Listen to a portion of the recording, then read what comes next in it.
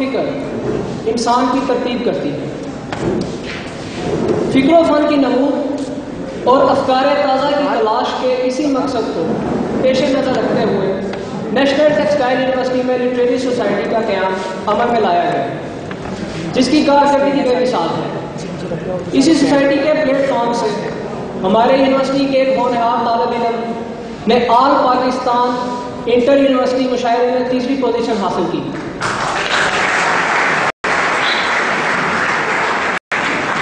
میں آپ سب کی بھرپور تالیوں میں دعوت دوں گا مہدی مرتضیٰ کو کہ وہ اسٹیج پر آ کر اپنی وہ والی نظم دوبارہ ہم سب کو سنائیں۔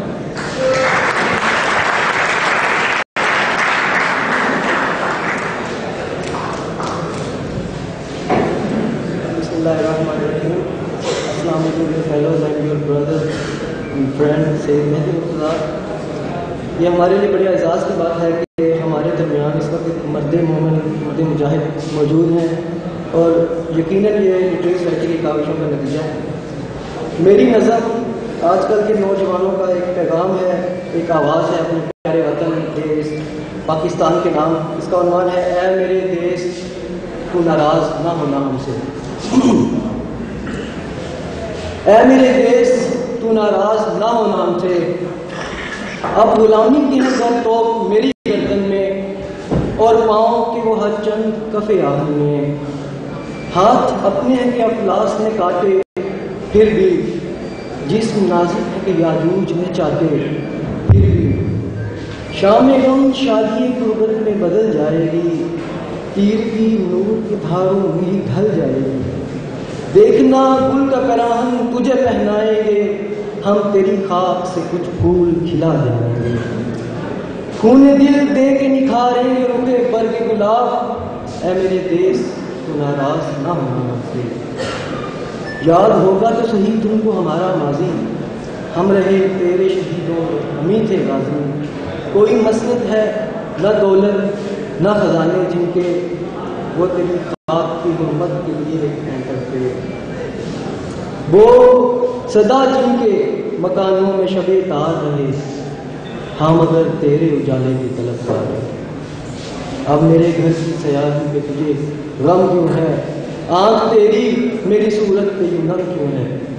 خون ہم اپنے جگر کا بھی جلا ڈالیں گے، خون ہم اپنے جگر کا بھی جلا ڈالیں گے، پر جبیں تیری چراغوں سے سجا ڈالیں گے، اے میرے دیش تو ناراض نہ ہونا ہم سے۔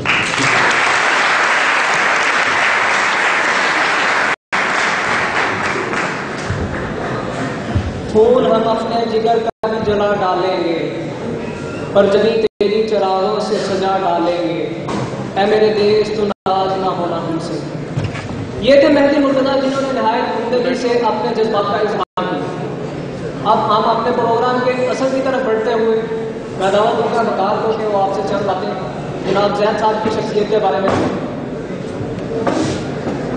عزیزان گرامی، دنیا میں 99% لوگوں کے بارے میں یہ کہا جا سکتا ہے they are the men of words not of deeds، یعنی 99% لوگ ایسے ہیں جو باتوں میں تو شیر ہیں لیکن عملی میدان میں ان کا کوئی کردار نہیں، اور باقی 1% یہ وہ لوگ ہیں جو پانی کے بہاؤ کے خلاف طوفان کی مخالف سمت اختیار کرتے ہیں، باطل کی تقلید کی بجائے اسے تبدیل کرنے کا عزم ٹھان کر اٹھتے ہیں اور فلک پر چھا جاتے ہیں۔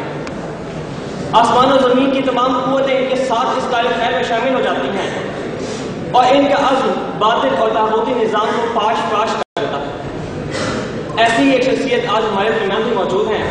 آپ پاکستان کی سیکیورٹی کنسلٹنٹ اور ڈیفینس اینالسٹ ہیں، براس ٹیک جو کہ اپنی طرز کا ایک انوکھا پاکستانی تھنک ٹینک ہے، اس کے سربراہ بھی ہیں اور اس کے بانی بھی ہیں۔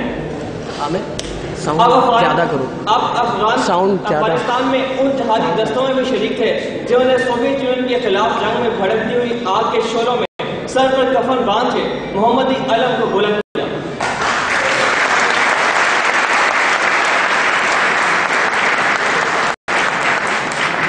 پاکستانی افواج اور ISI کی پالیسی میکنگ میں آپ ایک غیر معمولی اہمیت کے حامل ہیں۔ 2007 کے بعد پاکستان کی فورن پالیسی میں آنے والی تبدیلیوں میں آپ کا ایک اہم کردار موجود ہے۔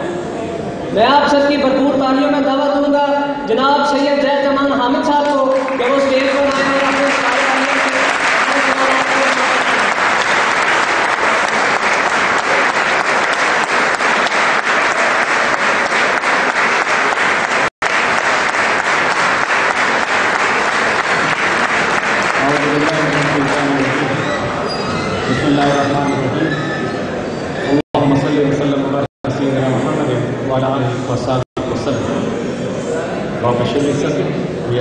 أمري واحلل عقدة من لساني يفقهوا قولي.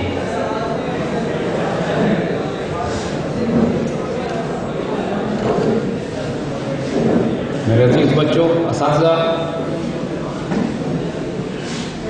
بیٹوں اور بیٹیوں، السلام علیکم ورحمۃ اللہ وبرکاتہ۔ پرابلم آ رہا ہے، ساؤنڈ آف کرو۔ ماشاء اللہ فیصل آباد نے ہمیں بہت پیار دیا ہے، جزاک اللہ خیر۔ اور خاص طور پر یہ دونوں بیٹے اور بیٹیاں جنہوں نے حضور صلی اللہ علیہ وسلم کی شان میں نعت مبارک پڑھی اور قرآن پاک کی تلاوت کی، ان کو خصوصی طور پر مبارکباد دیتے ہیں۔ اللہ مزید فضل، اللہ آپ کو برکت دے، عافیت دے، آپ کی برکت، نور اور خیر میں اضافہ فرمائے۔ میرے بچوں، تم لوگوں کو بھی اندازہ نہیں ہے کہ تم لوگ کس خوش نصیب قوم کی کتنی خوش نصیب ترین نسل امت مسلمہ کی بھی، اور پاکستان کی اس 63 سالہ تاریخ میں جو سب سے خوش نصیب نسل ہم نے پیدا کی ہے اللہ کے فضل سے، وہ تم لوگ۔ اب جو کچھ اللہ اس تقدیر کو کھولنے والا ہے، کچھ فیصلے تو وہ ہیں جو اللہ نے اپنے ہاتھ میں رکھے ہوئے ہیں، وہ خود کر کے دیں۔ جب ابرہا کے لشکر کو تباہ کرنا تھا تو اللہ نے کسی کی مدد طلب نہیں کی، وہ چاہتا تو بابیل کی چھوٹی چھوٹی چڑیوں سے بھی وہ کام لے سکتا اور لے کے دکھایا۔ الم تر کیف فعل ربک باصحاب الفیل، کیا تم نے دیکھا نہیں تمہارے رب نے ہادی والوں کے ساتھ کیا سلوک کیا؟ فجعلہم کعصف مأکول، ان کو ایسے کر دیا جیسے بھوسا۔ رب جب اپنا کام کرنا چاہے کسی کا محتاج نہیں ہے، لیکن اللہ جب کسی قوم پر، کسی نسل پہ، کسی فرد پر احسان کرنا چاہتا ہے تو اس کو اپنے فیصلے کو نافذ کرنے کا ذریعہ بناتا ہے۔ یہ اللہ کا احسان ہوتا ہے کہ وہ کسی فرد کو استعمال کرے اس بات کے لیے کہ قوم کی تقدیر تبدیل کر دی۔ یہ اللہ کی رحمت اور برکت ہوتی ہے کہ وہ کسی گروہ کو سلیکٹ کر لے اس لیے کہ اس گروہ کے ذریعے آنے والی نسلوں کو حضور صلی اللہ علیہ وسلم کی رحمت تقسیم کی جائے۔ یہ اللہ تعالیٰ کا خاص کرم اور احسان ہوتا ہے کہ وہ اپنے غریب، مسکین، فقراء بندوں میں سے ان کی غلطیاں، کوتاہیاں، کمزوریاں درگزر کر کے ان کو شیر، دلیر اور شاہین بنا دیتا ہے۔ یہ اللہ کا کرم اور احسان ہوتا ہے کہ وہ جزیرہ نما عرب میں رہنے والے قبیلے جو پانی پلانے پر، گھوڑا بہانے پر 40 سال جنگیں کیا کرتے تھے، ان کی تلوار کی نوک سے رومن اور پرشین امپائر کی دھجیاں اڑا کے رکھ دیتا ہے۔ یہ جب اللہ احسان کرتا ہے قوم پہ، ان کو ایسے انعام سے، ایسے کرم سے نوازتا ہے۔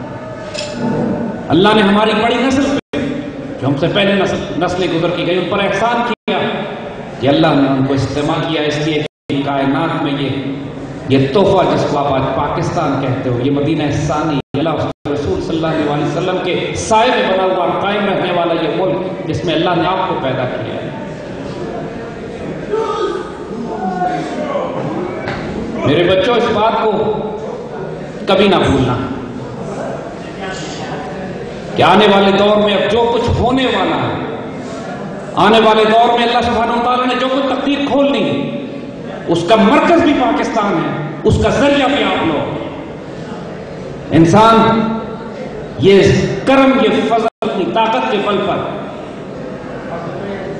اپنے خاندان کے بل پر، اپنی نسل کے بل پر، اپنی عبادات کے بل پر حاصل نہیں کرتا۔ یہ صرف اور صرف اللہ کا احسان ہے کہ اس نے یہ کرم، فضل اور احسان اس پاک سرزمین، اس پاک نسل بنا دی۔ آئیے آپ کو اس پاکستان کے حوالے سے، میرے بچوں سے باہر ہونے والے شور سے ڈسٹرب مت ہو، ہم آپس میں بات کر رہے ہیں، یہ دل کی بات ہے، دل سے نکل رہی ہے، دلوں تک جائیں گے۔